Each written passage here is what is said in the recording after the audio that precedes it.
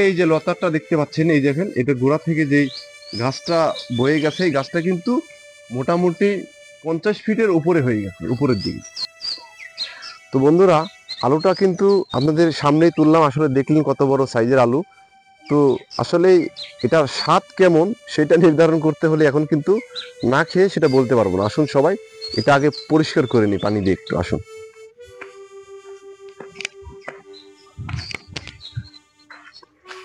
আসলে এটা উর্বর মাটি প্রয়োজন, এবং ভালো মাটির ছাড়া এটা হয় না। বেশি শক্ত মাটি হলে কিন্তু এটা, এই আলুগুলো ভালো বড় হতে পারে না। যার কারণে উর্বর মাটি হলে কিন্তু অনেক ভালো হয়। আসলে টিউবওয়েলের পানি নয়, আমরা চেষ্টা করতেছি পুকুরের পানি দিয়ে পরিষ্কার করার জন্য।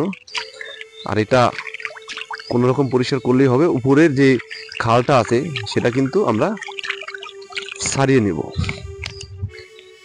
তো দেখেন এখন কিন্তু দেখতে অনেকটাই সুন্দর লাগতেছে, এখন দেখতে অনেকটাই সুন্দর লাগতেছে।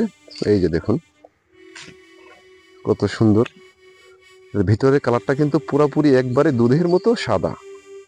এই যে দেখুন কত সুন্দর, আঁশগুলো কিন্তু অনেক সুন্দরভাবে কিন্তু খুলে খুলে যাচ্ছে, দেখেন একদম মসমসে হয়ে আছে। আসলে শীতের দিন, শীতের দিনে এই আলুটা বেশি হয়ে থাকে, এর সিজনই হচ্ছে শীতের দিন।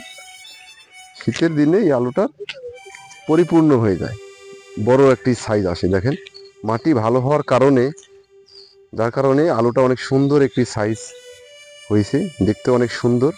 এখন বন্ধুরা, আমার মোটামুটি খোসা ছাড়ানো শেষের দিকে, দেখেন আসলে খোসা ছাড়ানো একবারে শেষের দিকে।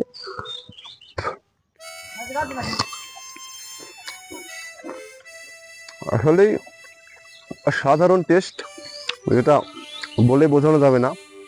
কীটনাশক যেখানে দেওয়া আছে এবং সার যেখানে প্রয়োগ করা হয়েছে, সেই মাটিতে কিন্তু এত স্বাদের আলু আপনি পাবেন না। এটাকে আমরা আমাদের গ্রামের ভাষায় কেশর আলু বলে থাকি। আসলে